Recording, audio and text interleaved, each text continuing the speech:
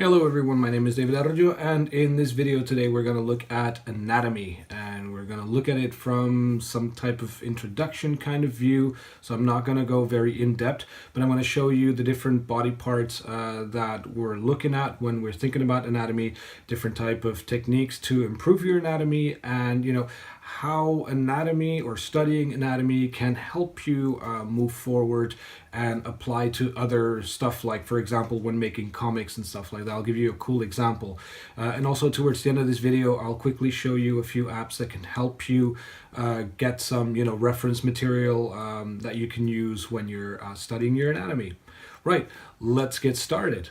Okay, so what we're looking at is the male and female human body. Now, considering anatomy is quite complicated, I like to divide it up into sections to study individually, like the head, the torso, the arms, and the legs that we're seeing right here.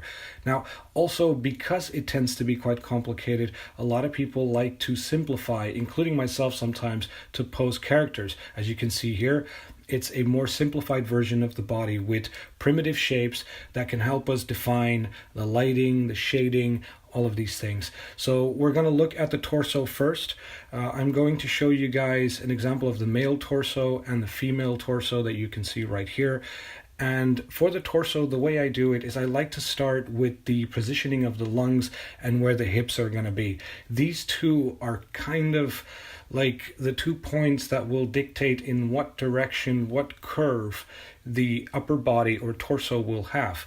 And, for the back, for me, it's kind of similar. So I first drew 2 squares, one at the top, which basically represents the shoulder muscles, the deltoids, and then the other square at the bottom that represents just the level just before you reach your bottom, your buttocks, basically, if you will.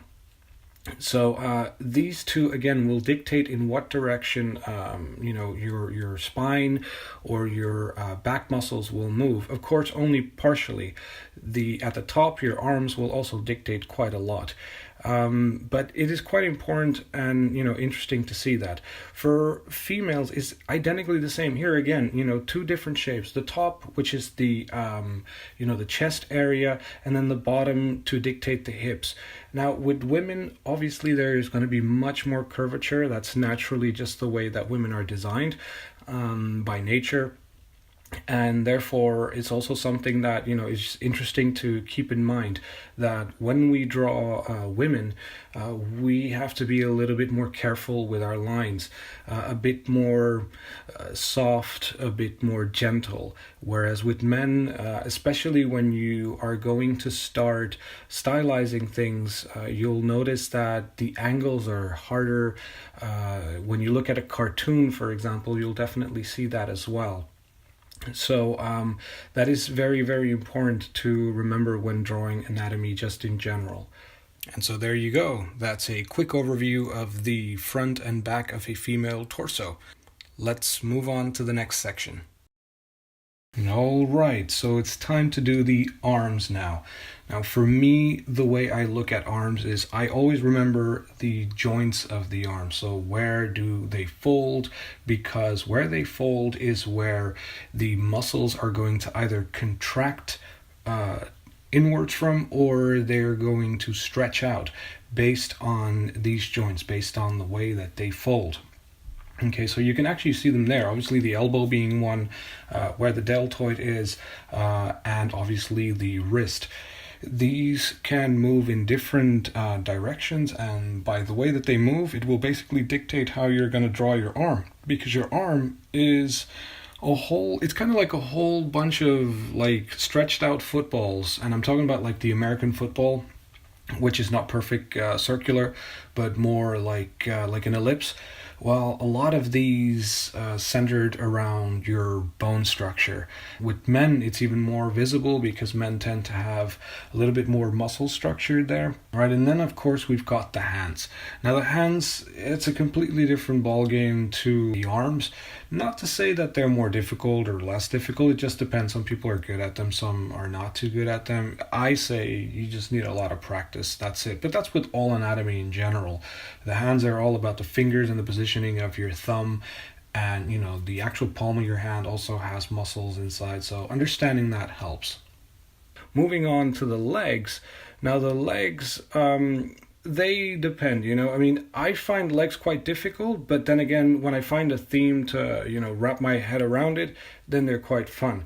Legs, they have this interesting shape. It's kind of like a hexagon, but a deformed hexagon. You'll maybe see it when I start drawing lines around, like right now. I'm starting to draw a few lines that go around the shape of the leg, like as in the 3D view. It's kind of like a cake in the way it shapes. They're not just tubes, okay, very important. And there's some muscles, especially under the knees, on the back of the of the foot, of the leg, as you can see here. There's a muscle that also like stretches out, like on the left leg. And on the right leg, it contracts because it's going up. So, there are a lot of little details here and there. Then the most complicated part is the human head, because it comprises of a lot of different parts. Now, I like to simplify things first, as we're looking at here. So this is the simple way of drawing a human head. And why would you want to do this? Well, this is good just to understand the basic shapes and the lighting. Okay, so the general shapes that define the human face are the ones that create basically the shadows, the ones that allow you to distinguish the light from the shadow. And that tends to be the eye sockets, under the nose. The lips tend to provide a little bit of shadow, as you can see here in drawing number 2. And obviously under the neck is often in shadow. It depends obviously where the light comes from. If the light comes from the bottom, then it will be very different. But these are important points to remember when drawing the human face. And also, again, start simplifying it first. Don't get into all the details. If you can draw human faces like this, then you are already on your way. Now, important is also the human skull. If you want to go a step further, it's always good to understand the human skull. Okay, so that's what I'm about to draw right now. Here you're even going to see that I apply the same techniques that I was using previously, like for example the curvature that goes from the ear towards the bottom of the chin in order to get the definement of the jaw on the skeleton. It's a common trick that we use for drawing faces. Anyways, here you can see the skull. It's good to understand the skull because our face depends purely on the way our skull is shaped. All the muscles, all of the skin goes over this skeletal structure. And if we understand the skull and the shapes and how it's formed and where the shadows come in and how the nose, is created and all of these things, if we understand this properly, then it makes it a whole lot easier for us to create much better face drawings and face constructions when we're doing them. So here you can see these are my 2 finished skulls.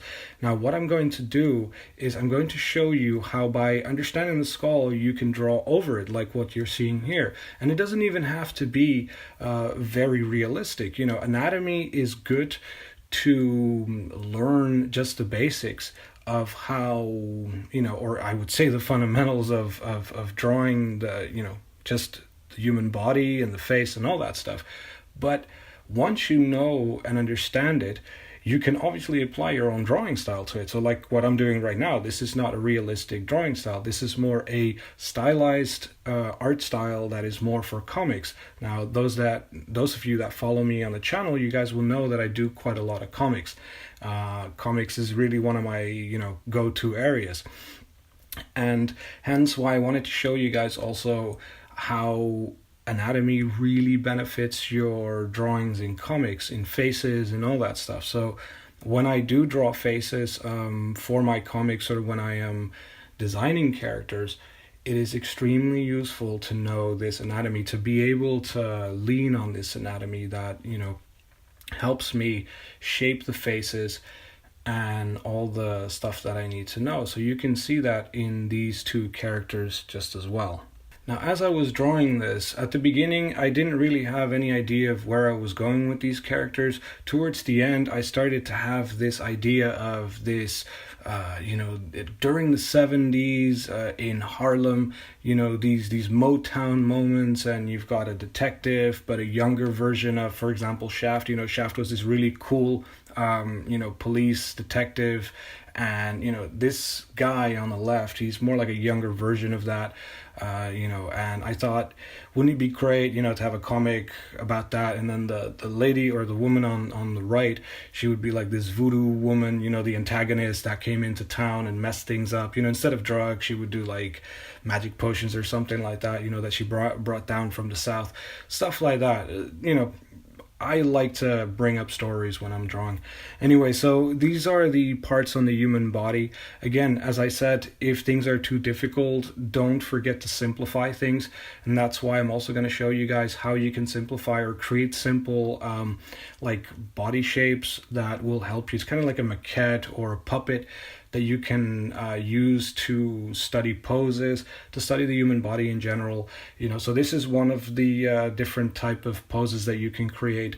The second one is much more based on just simple squares. So again, this is where understanding your perspective is very useful. Now, you don't have to draw all the perspective perfectly. I mean, you're going to eyeball it a lot of the times during this entire drawing. That's what I've been doing, and you'll see me correct things. But it is important to nonetheless understand how shapes work and that you can correct them if you're making a mistake. The reason also for shading them is so that you can understand and test out different lightings. This is especially useful when you're working with the blocky one. Because the blocky one, it's very defined. It's either, the side is either lit or not lit. Simple as that. And that often helps you very quickly see where the shapes are coming from, the light is coming from.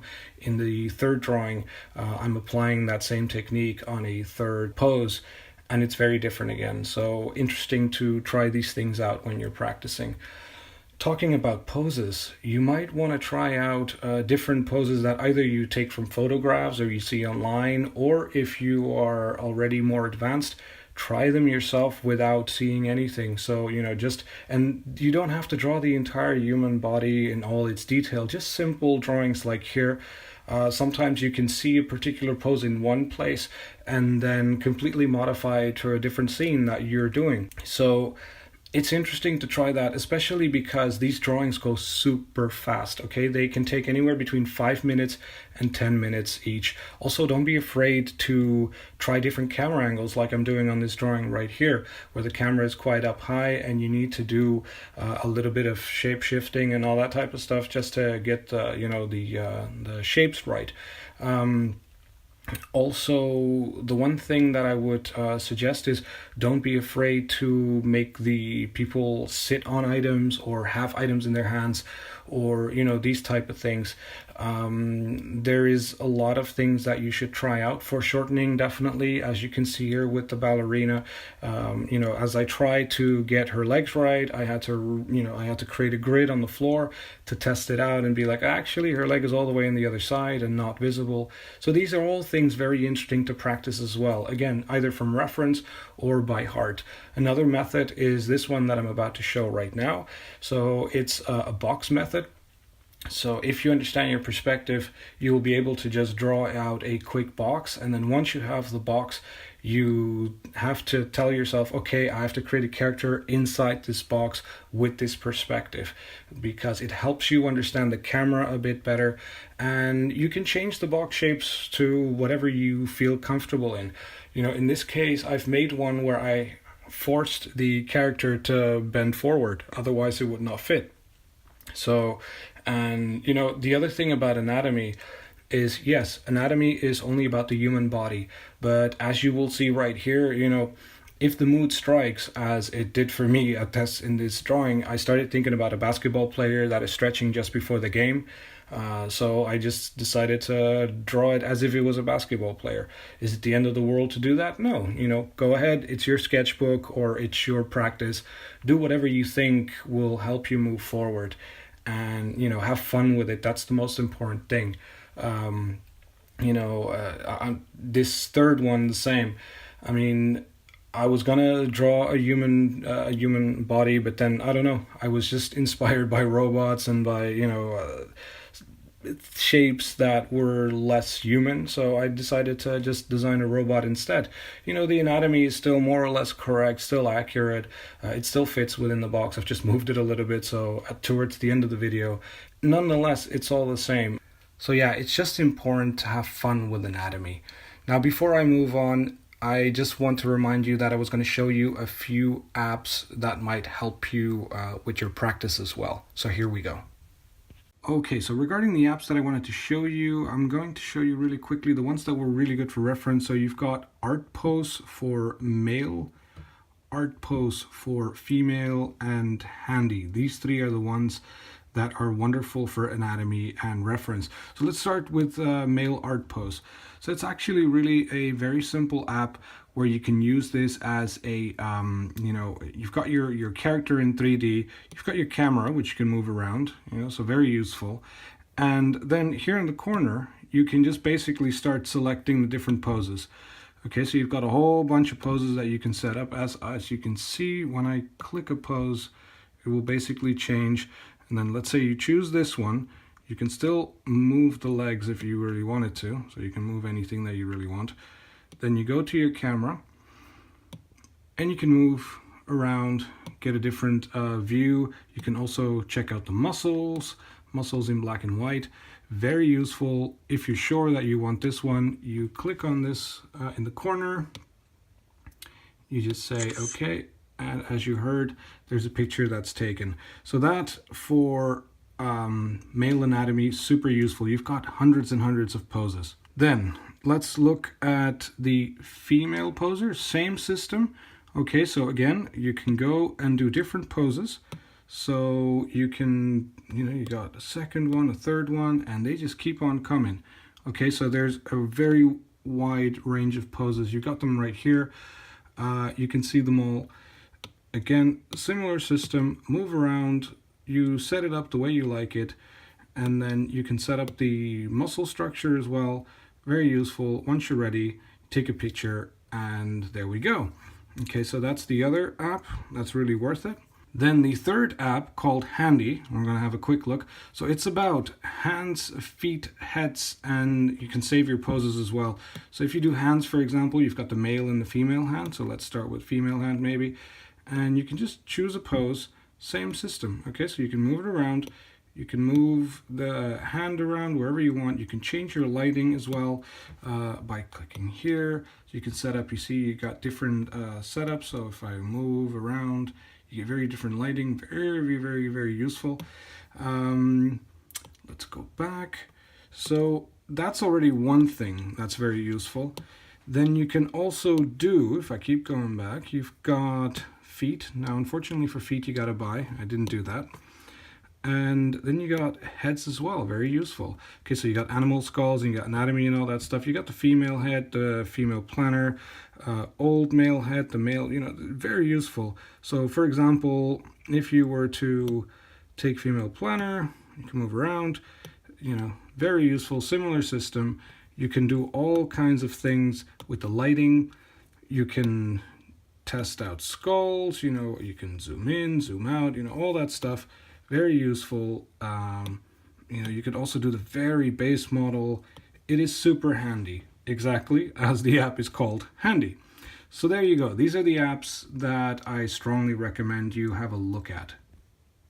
All right, ladies and gentlemen, well, that's it for the introduction on human anatomy. I hope this was useful for you guys. I might do some more videos in the future on anatomy where I dive in a little bit deeper on the individual body parts. We'll see how much time I have to do that. But if I find the time, I will definitely do so. So if you like this type of content, as usual, leave a like and subscribe if you haven't already. And thank you very much for stopping by. Have a good one, everyone.